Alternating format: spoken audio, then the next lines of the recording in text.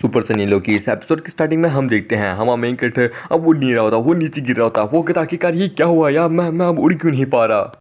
वो जो शाओशू होता है वो हमारे मेन कैरेक्टर के ऊपर अपनी पाम से अटैक करता है, पर लेकिन तभी हमारे मेन कैरेक्टर के ऊपर एक शील्ड आ जाती है जो कि उस पाम को वहीं के वहीं, उस अटैक को वहीं के वहीं रोक देती है।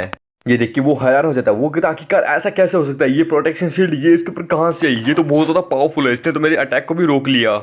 फिर तभी हमारे मेन कैरेक्टर की भी आंखें खुलती है और फिर हमारे मेन कैरेक्टर की तो बाप रे, वो बहुत ज्यादा क्लोज था, लमसम मैं मरने ही वाला था। ऐसा लग रहा था कि मैं नर्क में हूँ। वो क्या इल्यूजन था क्या, बाप रे बहुत ज्यादा खतरनाक था। फिर तभी शाओशू कहता है कि सच में तुम बहुत ज्यादा लकी हो, मैंने इस समय अपनी फुल स्ट्रेंथ का इस्तेमाल करते हुए तुम्हारे पर अटैक किया था। फिर मामे कहते कहते एक दिन वो स्टोन कहाँ गया, वो स्किल कहाँ गई जिसमें वॉल्यूम 1 थी भाई, वो कहाँ गई, वो बहुत इंपॉर्टेंट है। फिर वो देखता है कि वो तो उसके हाथ के नीचे ही है। फिर वो कहता है यानी अब मैंने अपने आप को अवेक कर लिया है, फिर से अपने एस्ट्रोनोबल को अवेक कर लिया है, तो यानी मैं फिर से अपनी कल्टीवेशन को ओपन कर सकता हूँ।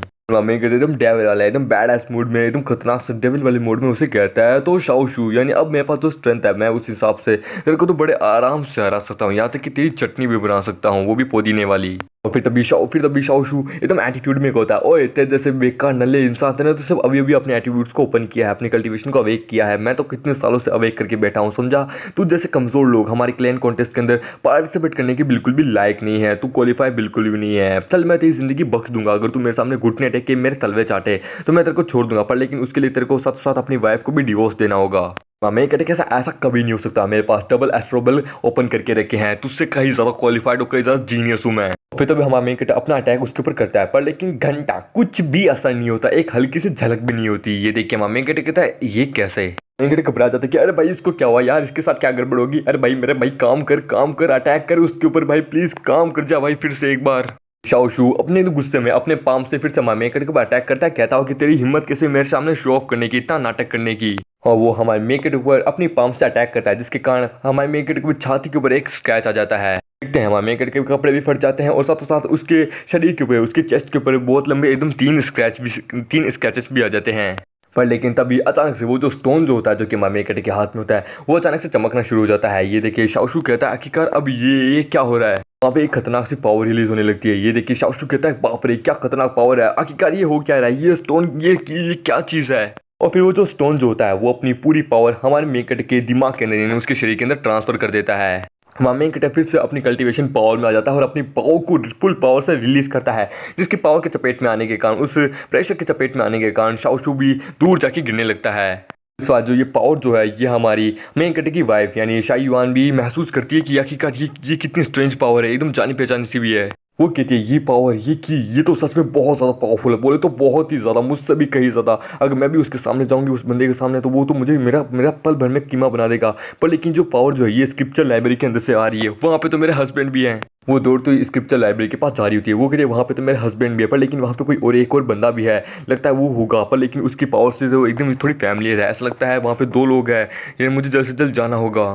शाओशू जो होता है वो उस पावर की चपेट में आने के कारण दूर जाके गिरता है और एक दीवार से जाके टकराता है। शाओशू जो होता है वो हमारे मेन कैरेक्टर को देख के बहुत डरा हुआ होता है। हमारे मेन कैरेक्टर पूरी तरीके से बैड एस होता है, वो अपने अंदर से अपनी पावर को रिलीज कर रहा होता है। ये देखिए शाओशू कहता है कि आखिरकार ये कैसे हो सकता है, तुम्हारा कल्टीवेशन, तुम्हारा स्टार लेवल मुझसे कितना ज्यादा, ऐसा कैसे हो सकता है, तुम तो मुझसे भी कहीं ज्यादा पावरफुल हो, तुम तो मेरे साथ जो एल्डर आए थे उनसे भी कहीं ज्यादा पावरफुल हो, ये कैसे हो सकता है, एक ट्रू जीनियस मैं हूँ ना कि तुम। वो अपने उन्हें कहता है इसकी चेस्ट एकदम फिर से रिकवर हो चुकी है, इसकी पावर पहले से कहीं ज्यादा बढ़ चुकी है, यहाँ तक कि जो मैंने अटैक किया था जिसके कारण से चोट लगी थी वो भी फिर से हिल हो चुकी है, वो निशान भी गायब हो चुके हैं, ये तो मुझसे कहीं ज्यादा पावरफुल है। और फिर तभी वहाँ पे हमारे मेन कैरेक्टर की वाइफ यानी शाई युआन भी वहाँ पहुंच जाती है। वो कहती है डार्लिंग आखिरकार ये क्या हो रहा है तुम्हारे साथ, तुम आखिरकार इस तरह से कैसे बन चुके हो। वो अपने हस्बैंड को देख के पूरा हैरान हो जाती है इस तरीके से।